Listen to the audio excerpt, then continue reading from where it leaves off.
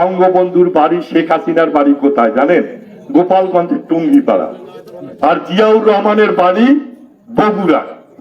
তা গোপালগঞ্জ, টুঙ্গিপাড়া, ফরিদপুরের লোকেরা ওখানে বঙ্গবন্ধুর বাড়ি আর শেখ হাসিনার বাড়ি বলে যে কোনো নির্বাচনে যেই নৌকা মার্কায় তারা তাদের ঐতিহ্যটাকে রক্ষা করার জন্য নৌকা মার্কায় কিন্তু ভোট দিয়ে দেয়।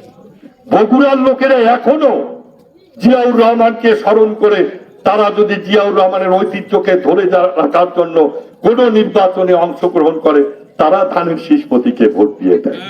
তা আপনাদের প্রিয় সন্তান যে এরশাদ এত কিছু করে গেছে এই বাংলাদেশের মানুষের জন্য, যে রাষ্ট্র ধর্ম ইসলাম করেছে, যে শুক্রবারের দিন সরকারি ছুটি ঘোষণা করেছে, যে রেডিও টেলিভিশনে আজান প্রচারিত প্রথম যিনি করেছেন, হিসাব করে দেখুন এত ভালো ভালো কাজ করে গেছেন। এই এরশাদের সময় আপনার সন্তানকে চাকরি দিতে গেলে আপনাদেরকে কোনো ঘুষ দিতে হতো না, কিন্তু বর্তমান আপনার একটা সন্তানকে স্বীকৃত করার পরেও একটা সরকারি চাকরি নিতে যান, যদি একটা পিয়ন পোস্টে চাকরি নেন 20 লক্ষ টাকা কম হয় না। এরশাদের সময় এটা ছিল না। এরশাদের সময় কোনো হত্যাকাণ্ড হতো না বাংলাদেশে, কিন্তু এরশাদ যাওয়ার পর যতগুলো সরকার এসেছে আপনারা খেয়াল করে দেখুন এই বাংলাদেশে 1 লক্ষের উপর হত্যাকাণ্ড হয়েছে। তাহলে এরশাদ এত ভালো ভালো কাজ করে গেছে, আর সেই এরশাদ রংপুরে সাহিত্য আছে। আপনাদেরকে সেই এরশাদের মর্যাদা রক্ষা করতে হবে না?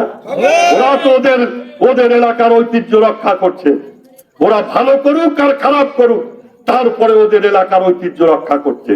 এই জায়গায় দাঁড়িয়ে আমি বলতে চাই যে এরশাদকে আমরা রংপুরে সাহিত্য করেছি, আন্দোলন করে সংগ্রাম করে যাকে নিয়ে যে ঢাকার ক্যান্টনমেন্টের ভিতরে সাহিত্য করার চেষ্টা করেছিল, এই আপনারা রংপুরের মানুষে যাকে আন্দোলন সংগ্রাম করে রংপুরের পল্লী নিবাসে সাহিত্য করছেন, সেই এরশাদের মর্যাদাকে তো আপনাদেরকে রক্ষা করতে হবে। আর এটা যদি রক্ষা করতে হয় তাহলে এরশাদের বাড়ি রংপুর, এরশাদের মার্কা লাঙ্গল, আপনাদেরকে অবশ্যই এরশাদের ঐতিহ্য, লাঙ্গলের ঐতিহ্য রক্ষা করার জন্য আপনাদেরকে লাঙ্গল প্রতীকে 29 তারিখে নির্বাচনে ভোট দিতে হবে।